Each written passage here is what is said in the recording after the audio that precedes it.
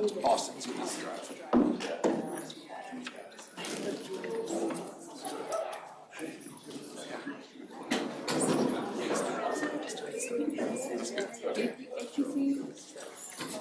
I think he's based in the Bay Area.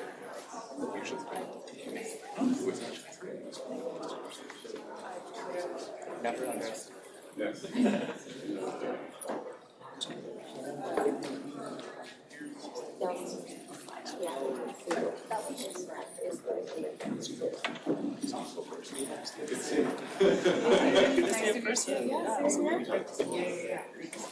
You're based in Atlanta? Yes. I didn't realize that. I thought you were around here. Kind of like coast to coast. No way! That's great.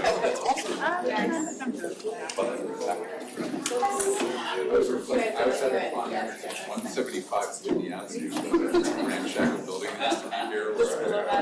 Yeah, well, it was like the computer department or something. I worked there.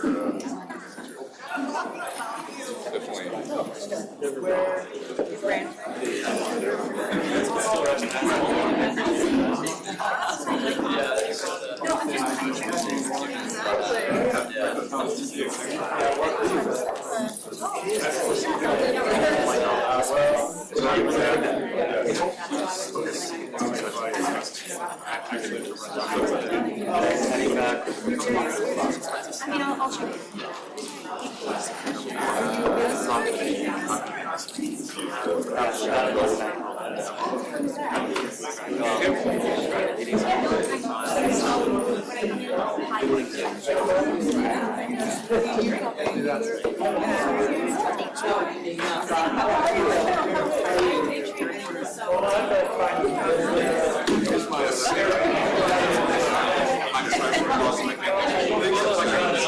Obviously read your so stop it on the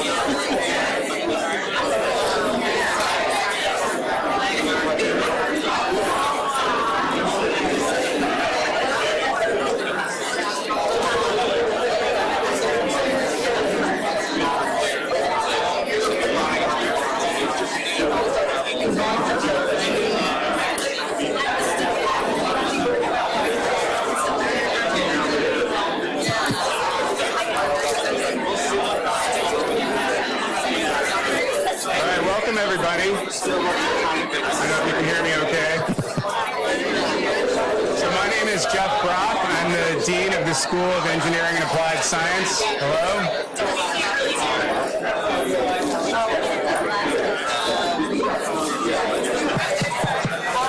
How's that? All right, great. So welcome everyone. My name's Jeff Brock. I'm the Dean of the School of Engineering and Applied Science, and I'm thrilled to be able to introduce the tech track here at this Innovation Summit. The Innovation Summit is now in its 9th year. Has expanded to include tracks across more areas of groundbreaking innovation, including the arts, which is exciting, biotech, climate, health, and of course, technology. Over the next 24 hours, you'll have access to more than 300 speakers, 30 panels, 50 live pitches, more than 70 e-posters, and 115 companies. I hope you'll also take advantage of the networking opportunities to engage with more than 2,000 fellow attendees, and that you'll see some of the arts performances as well. On the technology track, you'll learn from world-class innovators, business leaders, investors, and entrepreneurs on a variety of topics, ranging from advancements in artificial intelligence, quantum computing, and cryptography, to the varied models of commercial support start founders need. Today, you'll have the opportunity to hear from some of my treasured advisory board members of the Roberts Innovation Fund as they share some of their own experience as leaders in technology and the impact of disruptive solutions. Immediately following the panel will be a live showcase of the work of some of our faculty innovators from the School of Engineering and Applied Science who are Roberts awardees. Tomorrow, we'll be joined by the head of AI and ML from Amazon, Bratin Saha, for a fireside keynote, whatever that is exactly. And you'll have an opportunity to join multiple panel sessions on topics ranging from investing in transformative technology to entrepreneurial pathways.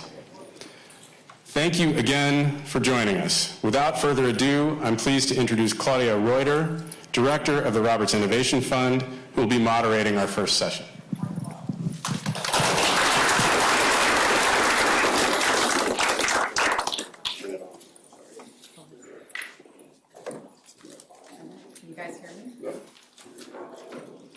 Now can you hear me? Yes. Hi everybody, I'm Claudia Reuter. Thanks for joining us today. I'd like to invite our panelists to come have a seat. We're really excited about all the activities that are happening here at the summit. And as Dean Brock just said in his opening remarks, we have an exciting schedule over the next 24 hours, including a showcase of what the Roberts Innovation Fund awardees are working on, tech pitches from the broader ecosystem, a fireside chat, as Jeff mentioned, with the head of AI, and a number of other panels. So I think it's fitting that we kick off the tech track with this esteemed group of panelists today. Each of the panelists here is not only volunteering their time as an advisory board member, but they also have very exciting career stories of their own. So as we continue to hear news every day about how technology has the potential to transform our lives and disrupt our current mode of operating, I'm excited to hear the perspectives of the individuals with us here today. So with that, I'll kick off by handing it to Donald for introduction. Great. You could each take a moment to introduce yourself and share a little bit about your story and what led you to current events. Great. Well, thank you, Claudia. Excited to be here today. There's so much energy around this beautiful facility. My name is Donald Fischer. I'm currently co-founder and CEO of a tech startup company called Tidelift. We're focused on helping organizations that rely on open source software, use that software well and responsibly, securely, et cetera. And just briefly on my journey, I was a Yale undergrad, studied computer science and economics here, went into tech as a software developer, kind of got really intrigued both while at Yale and then in my professional career with the human communities, the kind of social community element that arises around technology, in particular around open source software communities, and have ended up focusing on that broad topic area throughout my career.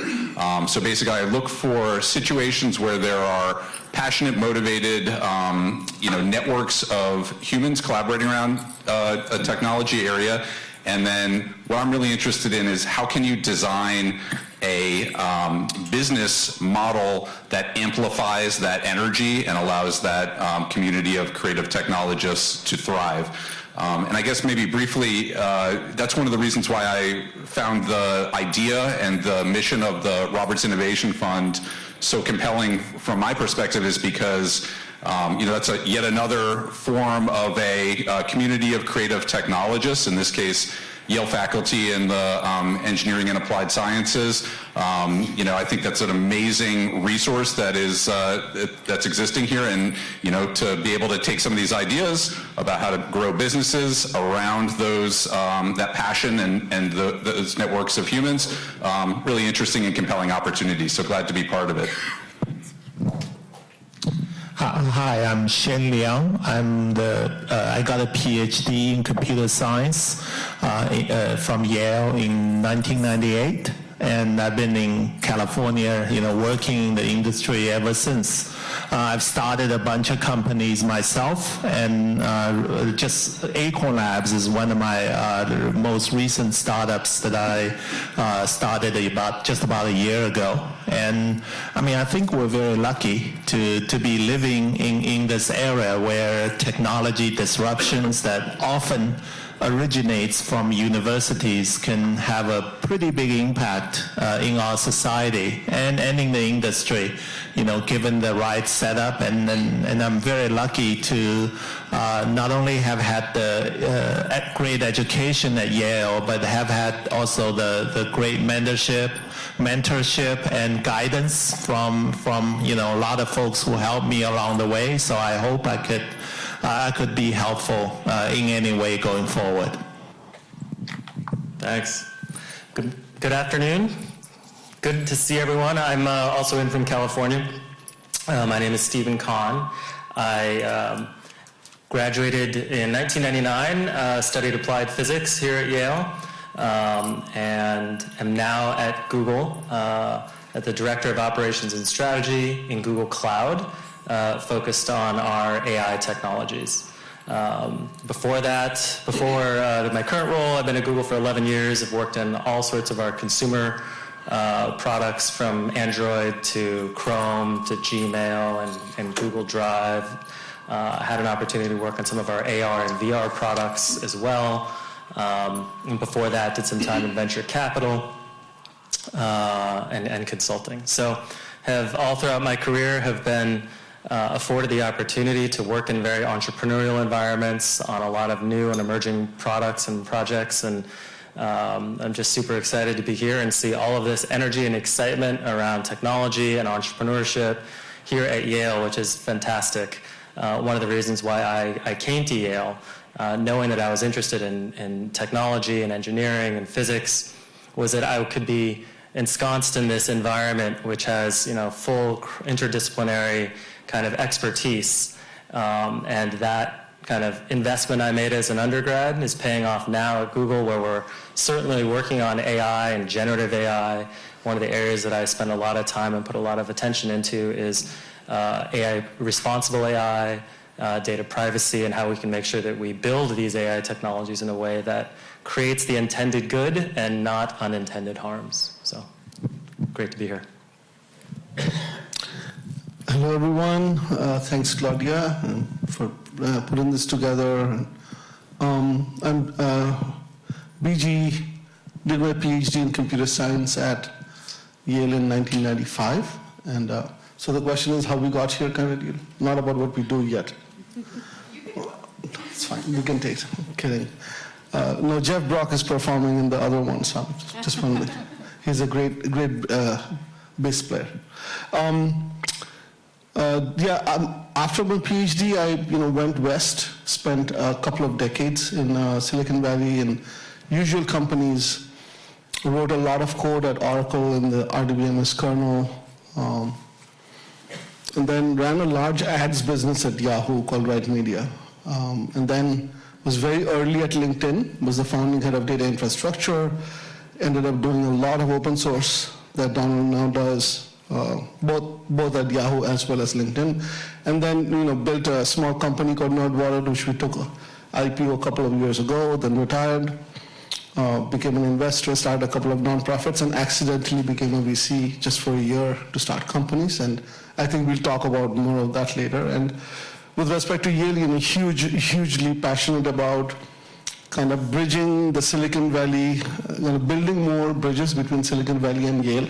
I really think the quality of students here, the culture here, the teamwork and the honesty and integrity I have found in Yale students, and I've hired a lot of them throughout my career, is quite exceptional. Really grateful for the Roberts Fund to be founded. I think in tech, around software, data, AI, that's what's going to define the world going forward, and it's important for Yale to have a strong foothold there. I'm also on the grad school alumni board, and always here to help any of you build strong ties, collaborations with startups and industry and venture capital in Silicon Valley.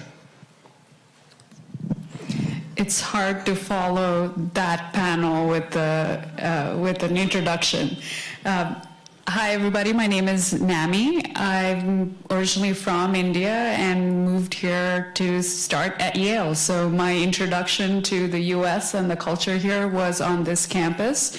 And I made a very false assumption back in 2012 when I came here that this is how the rest of America was. And what a lesson it's been since. I graduated from the PhD program in electrical engineering in 2017, so this is first time back on campus since, and it's been quite phenomenal to relive that nostalgia. My career has been very interesting. I don't have quite the time and the experience the rest of the board members here share, but what I have embraced is trying to figure out how do I bring my own unique interests and skills and find that zone of genius that's unique to me. And that journey has still not ended. As early as, or as recently as 2 months ago, I made a change and joined the startup called MetaCX, which is actually one of our portfolio companies. And I was in a venture fund backed by large corporations before that, helping ingest startups and new technology built for enterprise into large corporations, and what are the challenges that happen there. And all of that stemmed from the time that I spent here at Yale on the Yale Entrepreneurial Institute programming side, and did that for the entire time that I was here at Yale. And the reason why this career path has materialized is because of that environment. And I'm not sure you guys had the ability to embrace that on campus here, but just seeing how much that's grown, the Sci Center now, just incredible amount of resources and talented people coming together to give faculty and students a different way to build their careers, and put together mentors like this board, like Claudia, like Jeff, to help nurture those pathways. And so excited to talk about all of that here today. Thank you for everybody for introducing yourself. I'll see if this mic is working. Nope. But I think you can actually hear me okay, can you? Yeah, I actually feel kind of strange with this microphone mic anyway, because I feel like I'm shouting at everybody. No, it's okay, you can keep it. So, because the next question is actually for Donald. So, Donald, thank you all, by the way, for sharing your backgrounds, your experiences. If you guys were listening, this is oh, you do need the microphone? All right. Sorry, can you hear me now? Thank you. So Donald, you've been on many sides of the proverbial entrepreneurial table as a VC, as a board member, as an operator, and now you're CEO of another company, Tidelift. And it says on the site, you're improving the resilience of the open source software powering modern applications. But I think for this audience, given your background and the very varied set of experiences that you've had, what led you to start something new again and to want to lead it at this stage of your career? Going into the entrepreneurial space is not an easy place to be, and I think it would be helpful for people to get a better perspective on what led you back to that side of the table. Great, thank you. I think it's a good question. So where I would start is I think there's basically two elements that are at the heart of any entrepreneurial venture. There's people and there's the idea. And when those two things come together, then you have the opportunity for magic with a lot of hard work applied along the way. So for me, as you mentioned, I've been in a bunch of different contexts. I've worked for large companies. I had a little stint at Oracle. I worked in a hyperscale company at Red Hat during, dramatic growth years there when the company was really, emerging onto the stage. And I've also been involved as an investor, as a director of, a couple dozen companies probably now at this point. And so I have a whole bunch of, in the VC business, they talk about pattern recognition. I at least have a training set. I don't know how well my model is trained, but I have a lot of evidence to look at. And so what got me back onto the field as an entrepreneur is the confluence of those two elements, people and an idea. And in this case, for Tidelift, the company that I co-founded 6 years ago, I had a group of folks who I had been collaborating with for actually about 15 years at that point in a variety of different companies, deeply ensconced in this world of open source software and a lot of the subtle elements around it, and interested and willing to sign up for a shared mission to go do something new and different there, and also know enough to each other to be ready to do it for the long haul. And I think for entrepreneurs, if you're really going to do it, you gotta accept that it's going to be a decade-plus mission to build something of consequence. So you really need to know.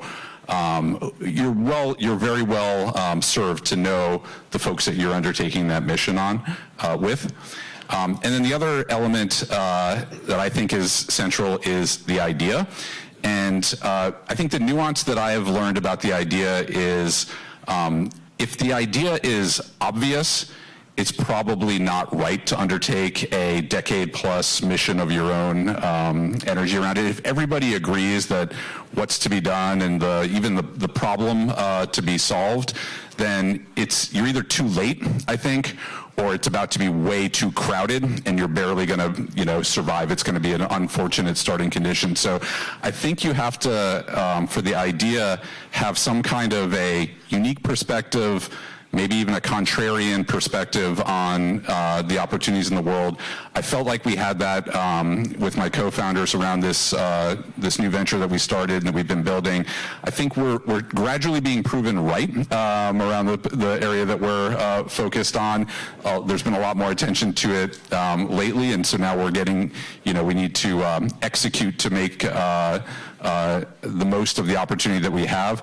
But so many right now, it's like everything is generative AI for X and things like that, right? If it's like so obvious and everyone agrees, I think it's actually a bad idea to dedicate your career to it, your energy to. You got to find something that's a little bit off the beaten path, where if you're right, then it's going to really matter, and you'll have something durable. So a couple ideas from my perspective.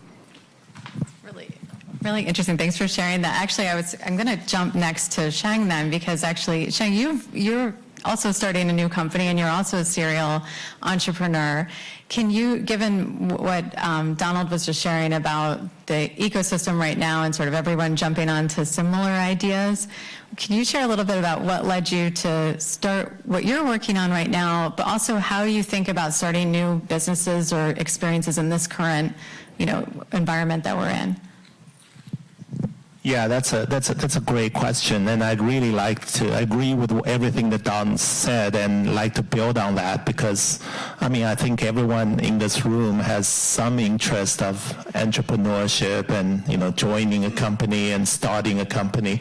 And I'd say because I've done a few of them over my career, and I'd say over time, it's become tougher.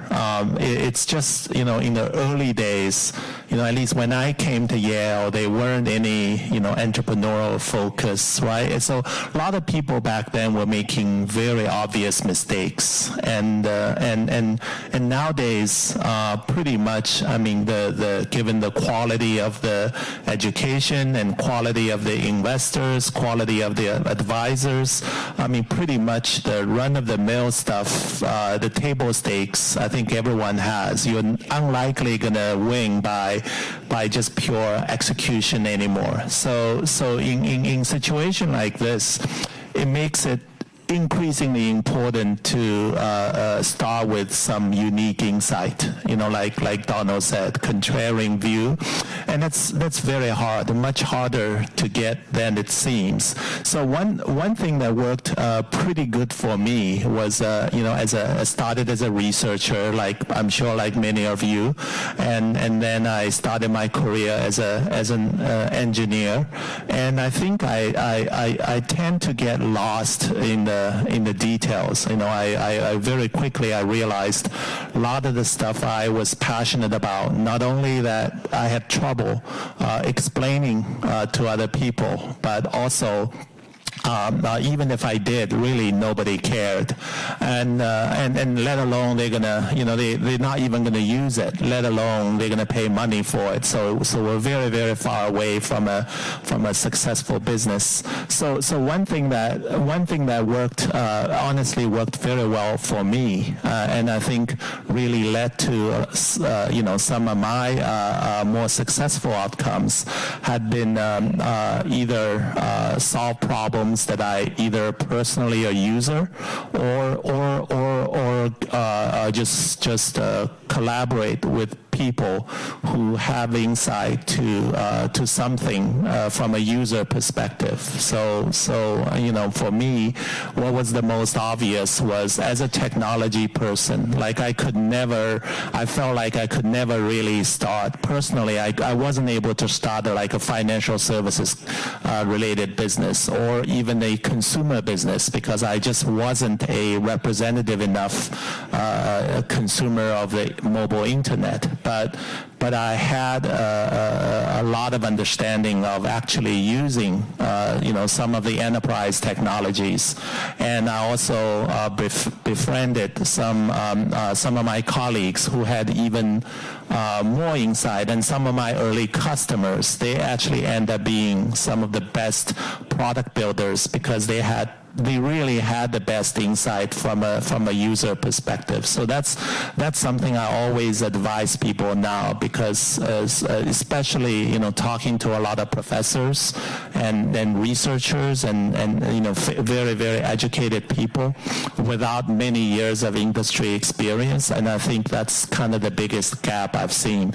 And honestly, you can see there's a tremendous gap between the level of technology and their penetration. You can go from any technology, AI, blockchain, anything, right? A lot of people say like the idea like that's gone out of fashion these days, like metaverse or VR, AR. They're not bad, but they're just not that easy to use. And clearly there's a big gap between the people who are thinking about how to use it than people who actually use it. So if you're approaching it more from a user perspective and you kind of convince yourself that I actually have some insight on how to make this possible to use, then you got the roots of a great business. Thank you. That's such a great follow-up, thinking about the customer first, because you're at a company I think most people in the room are familiar with at Google, and so when you think about being in an organization that's considered at the forefront of innovation, how do you think about leading teams as they're building products for people maybe who want to transform their businesses? What are some of the fundamental challenges or opportunities you see to think about product development that sort of keeps the ship running and yet also allows for true disruption or true transformation? Yeah, it's very relevant now as we see what's going on with generative AI and search and Microsoft and all of that. One of the amazing things about the technology industry when it comes to disruption is you don't really have a choice. Either you disrupt yourself or you will get disrupted. And that is a wonderfully exciting kind of industry and place to be in because, yes, there will be a tendency to want to protect a castle, right, and to fortify and so on, and that's good business sense. But you're constantly being jarred out of that. You're shaken out of that mentality because the industry, the environment is forcing you to. So disruption is an interesting one. I view it as a privilege that you would have built something that could be disrupted, but it is certainly not something to get comfortable with. You will get disrupted. So then from there, it's how to decide what to work on, what to focus on, what innovations to pursue. And in the interest of keeping a panel interesting, I will disagree with my colleagues on the left that the only good ideas are the ones that no one else sees. I think instead, and when I get to the end, potentially you'll agree, but please disagree. What we do a really good job of as entrepreneurs when we're thinking about new ideas is really looking externally at who are the customers, where's the opportunity, what are the trends in the industry. All those things, super important. But what I think teams need to think even more about than they do, not more than the external, but more than they do are the internal. What are the strengths and assets that you have, right? At Google, we're in this very unusual position, right? Think about our assets. Number one, you could throw out and say, you've got an incredible brand, right? So Google has this incredible brand. It allows us to open any doors, talk to any company, get feedback from any potential customer out there in the world. It's amazing. On the flip side, that brand is also can be something that slows you down. It's an asset that you then, you don't want to damage that brand, right? And as a startup, no brand, right? So how do you turn that weakness into a strength? Well, you have the opportunity to be very nimble and shift directions and kind of reposition your value proposition, your marketing, your go-to-market, the underlying product, because you're not, having to, we've got this brand that we need to, shift our customer perceptions on. Another asset of Google's is our culture. We have a very strong culture of collaboration, of being, problem solving, using data to solve problems. It's fantastic. And it allows us to really get to the heart of really meaty problems relatively quickly. But we also are known to be fairly consensus driven. Well, at a startup, you have the opportunity, with a small team of people to still be consensus driven, but consensus doesn't mean a 40-person department there, a 300-person department over there, and then 1,000 engineers over here that you all have to kind of get on board with the idea of where you want to go, right? So again, pointing to that nimbleness. Another strength of Google's is, some of the world's greatest technologists, and we've been investing in this bench of super, strong world-leading technologists for many, many years, more than a decade. Incredible strength, right? Think about it from a startup perspective. You're not going to be able to recruit, 1,000 of the world's top machine learning PhDs, right? That's just not going to be an asset available to you. But what you do have access to is a small number of people who are deep in their areas that have interesting perspectives and assembling them in a new way, right? So 2 or 3 people with a very interesting, unique point of view to come together to bring something new into the world, into the market, into the economy that no one has really thought of before, right? So I think if we think about what are the strengths of any organization, or for the entrepreneurs out there, of your team or the team that you can build or want to build, what are those strengths and how does that play in? And to bring it home, from the Google perspective, when you've got this brand, this incredible machine that you can kind of point at a problem, some of the more obvious problems are good ones to go after. And you also have this incredible amount of very patient capital to fund into something, right? So if it's more obvious, we can be and go after it and figure out how to disrupt yourself. So it's we've had 2 operating systems for a while. One is of course Android, and the other one is Chrome OS. what company has one operating system, not to mention two, right? On the YouTube side, we have YouTube. We've seen the rise of TikTok. So then, YouTube team came out with YouTube Shorts, right? Trying to disrupt ourselves. Fairly well known already, but the kind of thing where Google says, okay, yeah, we've got the talent, we've got the kind of decision-making structures, we've got the assets, let's go and invest in it, even if it's already fairly obvious. So just kind of depends on how your team is structured, whether or not you want to go at the super obvious ideas, or whether you want to go something that, to the contrarian view. And to my fellow panelists' credit, in the startup environment and generally speaking in those strengths, then going the contrarian view is the right bet to make. But that's kind of how I think about, making those trade-offs. I think it's so interesting what you shared too, because as a startup, what is not obvious to many becomes obvious the minute you start to get traction, though, and then I guess that's when other folks come in. But you want to go to NAMI next? I think actually it's great. It's a great idea. I could go to you, BJ, but I will go to NAMI next. So NAMI, you're also in sort of the innovation, corporate innovation, entrepreneurship sort of place of intersection.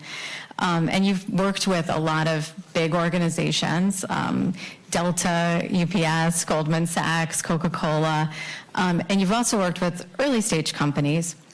When you think about the early stage companies and leading brands, how do you think about disruptive technologies and the potential for impact?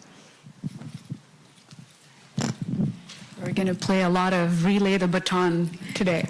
That's a good question, and I'll actually build on what Donald talked about in terms of pattern recognition. Coming out of Yale, what I was optimizing for was I didn't know what I wanted to build, if I had an idea, if I would ever want to be an entrepreneur. But I loved the group of people and the energy that entrepreneurs bring. And I figured I couldn't lose hitching my wagon to that group of people. And I could learn so much along the way. And that type of thinking was what brought me to spending, if my advisor is watching or here, I hope you'll close your ears, but I was a horrible graduate student because I spent more time with Jim and the Yale Entrepreneurial Institute than I did in my lab. And where that got me was it gave me clarity in what areas to explore. And so fast forward, I was at this firm called Engage for the last 3.5 years. The idea behind Engage was to bring a new way of allowing large corporations like the ones you mentioned, work with startups in a more nimble way. And to your point, Stephen, companies like UPS and Delta and Home Depot with global footprints and thousands of employees worry about things like, well, when the holiday season comes around, everything stops. And when they say everything stops, they do not make any changes to even their code base because they're worried about what that will break and what that means to their bottom line. And when you're dealing with multi-billion-dollar revenue companies with thousands of people, and the mode of operation is fear, you need a different operating culture that helps get past that. And what we were trying to do at Engage was bring like-minded peers together and sort of create that new change. Like in this group, it's okay to say we're going to try something new. In this group, it's actually rewarding to say we tried all of these startup pilots and look at the results. And so that was really the genesis of Engage, and it became a venture fund. And the mode in which we operated was to invest in startups in cohorts and give startups and the corporates education on how to work with each other. And I really saw my role as a translator because the way startups talk and the way enterprises talk is like completely different language. And how do you bridge that gap? And doing that for 4 years, I saw about 80 enterprise tech startups go through our gates and through our program, and that was incredible opportunity for pattern recognition. What types of companies succeed? Why do they succeed? What types of entrepreneurs succeed? And in what conditions do they succeed? And that pattern recognition really helped me drive where, kind of my own journey, but also helping the other entrepreneurs, learn from the peers who came before you. Like here's how you talk to Delta that's going to be different from how you talk to UPS. When you walk into a UPS meeting, don't say FedEx, right? Simple things like big organizations, to your point, Stephen, have culture and they care about these things. Like we had a fridge in the office that was stocked with some Pepsi products and Coca-Cola executives walked in and they were not happy. Like it just boggles your mind the things that you can care about when you are that big, and brand and reputation and all of those become so important. So I say all of that to say, at the end of the day, like what makes Microsoft great was the fact that when they were a startup, they started selling a lot of their products that have now infiltrated into the enterprise. And the next wave of technologies, no matter whether it's generative AI or whatever other flavor of metaverse, blockchain technologies, at some point to get scale, they will need to become relevant to the large corporations out there, reach that population. And what I've learned to see is what makes them tick. Why do they buy when they buy, and what are they looking to solve? And to everybody here in the room, that's what I would encourage you to do, is like, for a minute, maybe we can stop being solutions on the look for a problem. Can we start from problems that need to be solved? Because all of these corporates, some of these supply chains are still running on 50-year-old legacy technology, and they are terrified of what will happen when they break, and they are going to break. So how do we solve that challenge, right? Like, so there are open problems, and so the beauty of this group is that we have industry leaders, entrepreneurs, and investors in the same room, and that's what it takes to solve those big, hairy, wicked problems. And we're not even talking about things like world peace and poverty and hunger and Jesus Christ, like that's a whole other area that we need to spend some time putting some energy into as well. Fiji, it's coming right back to you. Thank you, Nami. Such great points and such great perspective that you have. And you mentioned, the different stakeholders that we have in this room. And Fiji, you're a partner at AVC. You've been an operator. You've been a virtual CTO. One of the things I noticed on your website that it says is you look for trying to understand what is possible now that wasn't 5 years ago, and how can these breakthroughs create the most economic and societal value. Can you jump in and elaborate on that? I think it would be fitting. Thank you. I'm not sure people want to hear that, but I can talk about it. No, I mean, AVC, we have become fairly large now. It's fairly small. When I started, we manage about $7 billion. We're investing out of our fifth fund now, and our second growth fund. We mostly do seeds, pre-seeds, and A's, so early phase investor. What's interesting about being at AVC is that we start companies ourselves. So we incubate and invest in and become co-founders of our own companies. I've done two of them. One was called Opto during COVID, which was in the platform to democratize access to alternate financial assets. And the other, it just started it about 8 months ago, called Antenna, which is a stealth company in the enterprise security space. I run the enterprise infrastructure track, so focusing on data, AI, cloud, application infrastructure, but we also do a fair amount of vertical SaaS and bio IT, health IT. Overall, we focus mostly on very heavy focus on data, AI, and automation in the context of enterprise software. So I think one of the questions we ask when we evaluate early phase companies is the why now question. Why is this possible now? And there is no simple silver bullet answer, and the answers keep changing. And the challenge with early phase investing, which is fairly different from growth phase investing, is in early phase investing, whether you do seeds, even A's, you're ultimately betting on two things. You're ultimately betting on the founding team and the capacity to learn and augment themselves and learn from mistakes and move quickly, and the TAM. So is there budget out there? Is there market pull out there? where people are scratching their heads and pounding the table on the enterprise acquisition side, saying this problem has to be solved, and I'm willing to spend money on it. Ultimately, those two pulls have to be there. And then you start thinking about, okay, how will go-to-market work? Is there a tech moat, like something Donald mentioned, in the context of foundation models, LLMs, stuff like Bard and ChatGPT? It'll get much too technical, so I won't get into it too much, but one of the challenges a lot of us VCs who have passed on most of those deals, large amount of capital has been deployed in the last 1 year in the areas of foundation models. But a few of us have not invested. Either we found deals which were much too expensive.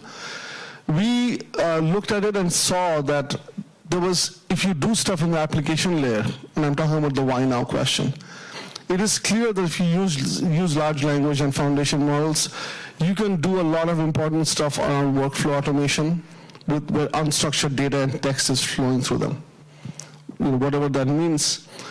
But the problem is these large models hosted by hyperscalers, whether it's OpenAI, whether it is Google, whether it is Amazon, maybe somebody else, and a few companies have been built there, is anybody who can think about the application workflow can actually do that. It's not that hard. So when you try to do a startup in the application workflow space using stuff like ChatGPT, it is highly unclear to us that there is a technology moat. So what happens then? A slightly challenging situation happens then. It is clear, though, that incumbents in large enterprises can use techniques like large language models to make things more efficient in certain departments. Invoice processing, if you go and look at invoice processing, accounts payable, lots of unstructured data, text, PDFs, Google Docs flowing through them, handwritten notes. Amazing area for disruption. That doesn't mean a software startup can go in, build a moat, and become extremely successful there. That means it will be some build, some buy, and these large companies, some of them I mentioned, are going to use it. They will reduce headcount. They'll be able to leverage their data better.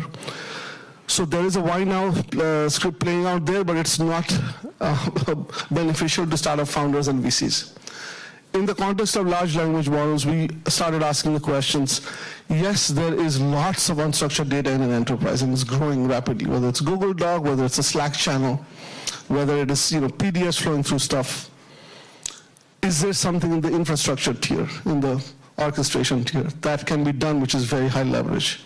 Is it going to become an open source play or not?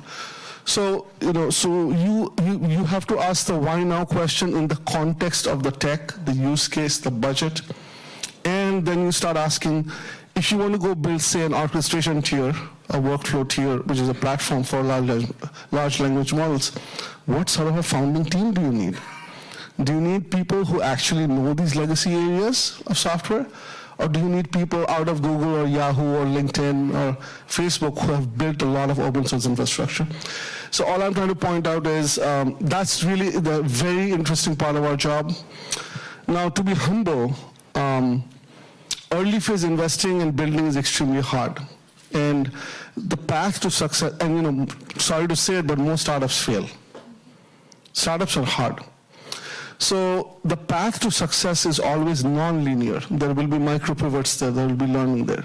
So the why now, if you make a good bet around a certain piece of tech that can impact the enterprise while there is budget, you start betting more on the teams. Is this the right composition? So for LLM-based tech startups, you probably need a mix in the founding team, which is a mix of the domain expertise, some amount of AI, but also like cloud infrastructure. Anyway, so I'm just trying to confuse everyone. But investors and startup founders have to think similarly. That's the one thing that we have realized at 8VC because we start companies ourselves. For Nzena, I had to go hire the first 10 engineers myself. My co-founder, CEO, was the CISO of Yahoo. But in the process of hiring engineers, again, after I had not done it for like 7 years since I left NerdWallet, we had to go start thinking, how do we compose this initial engineering team, which will understand why enterprise security democratization is important. So again, team formation also has a why now question. in case that hasn't confused you enough, come and talk to me later. But I'll hand the mic back to Claudia. Thank you. I realize thank you, Viju. We have about 1 minute, for questions. If anyone in the room would like to ask one of our esteemed panelists a question, we have a little bit of time for that before right here in the front row. I'll play my, no, or Michelle, can you? Michelle's ready. All right, thanks, Michelle. This is Michelle McQueen. Hi, thank you. Very nice discussion. So I'm kind of curious, particularly in a larger institution, we're coming from a larger company, how do you convince management that they need to have sustained disruptive technologies, not just one off and then it fails and then they retreat into their shell, but that they need to keep trying and trying again?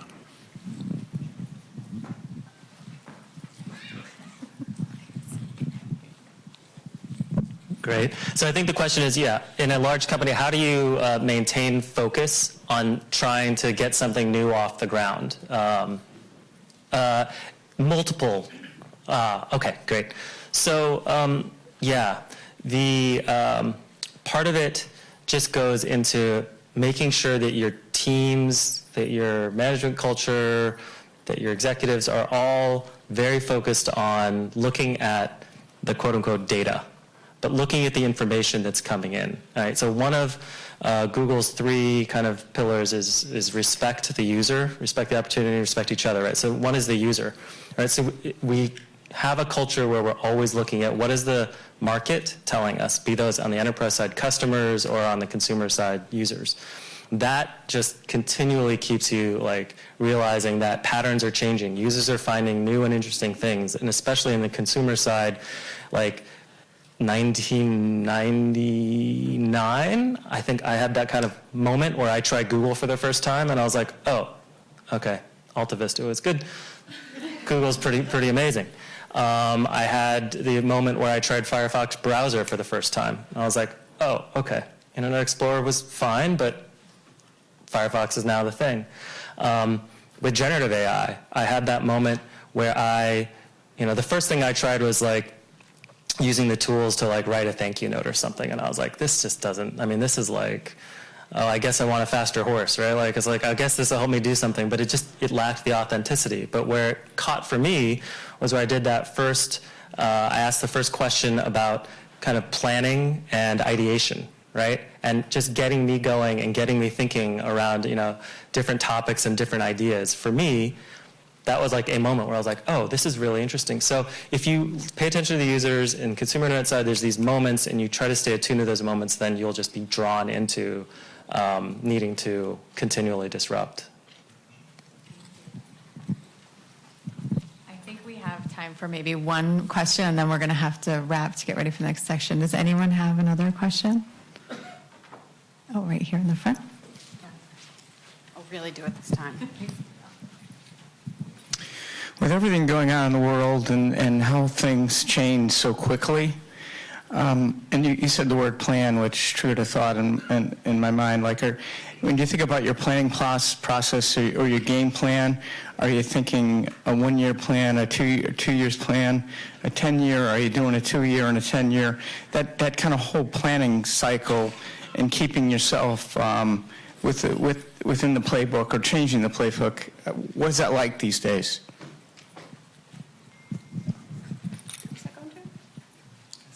Any takers? You don't want me to answer. I could take a crack. As someone running a small business, I'd say it's by nature very short-term focus. So it goes out to a year generally, right? The investors want to see that you have a plan that's going out for a year, and then you have quarterly reports or monthly reports. But I think there's one thing that's more important perhaps. It's a vision that at least if you're successful, kind of what the world will be, 5 to 10 years or 20 years from now, and you kind of work towards that. So that should not change. I think I just heard from just saw it a couple of days ago, this CEO of NVIDIA said something like he kind of used the same pitch, for the last 20 years. That certainly worked very well for him, having that vision. Anyone else? Okay. Well, thank you all for joining us today, and thank you to our panelists. We have just...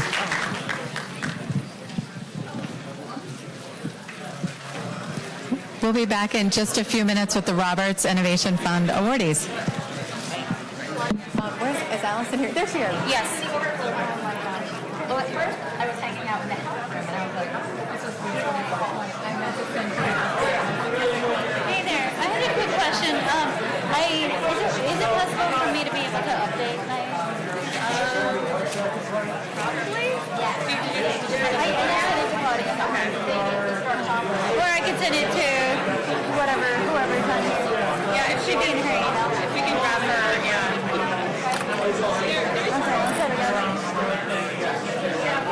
So FYI.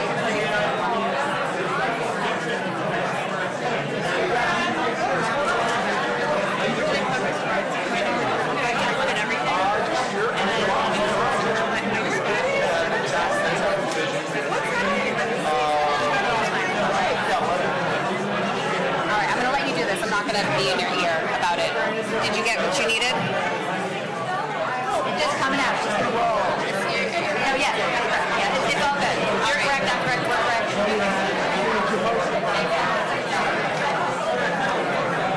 Where am I standing? Stand anywhere you like.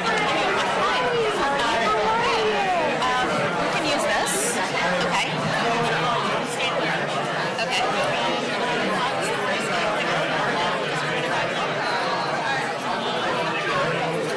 I'm going to start with a couple of words, right? And then I go into my words. Right. Another saying she needs her deck updated. She said she sent it, she emailed it to you. Yes, and I updated that in my box. So I'll have to download it, it's fine. I didn't know that. I am. So I put it in box, this was last night. Oh, okay, she said it today, she did. Everyone, like an hour ago. Make sure they're all loaded. I don't know. You don't be able to know. Hi.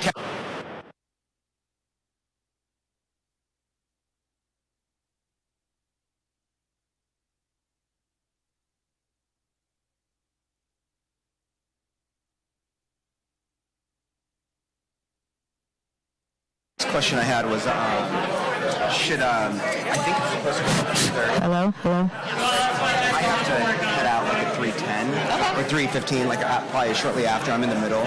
Is that okay, or is that that's fine? Okay. I just didn't want to. Okay, so thank you. Okay, so I'm standing here. Yeah, sitting here. I'm clicking. I can click, whatever you want. I'll click over here. Okay, Ready. and then when the people come up and do their stuff, they're going to be here? Yeah? And are these still going to be here? Yes, they're going to be here for the next one. Okay, but they're going to be standing here? So where do you want me when they're speaking? So let me grab this one because they can hear.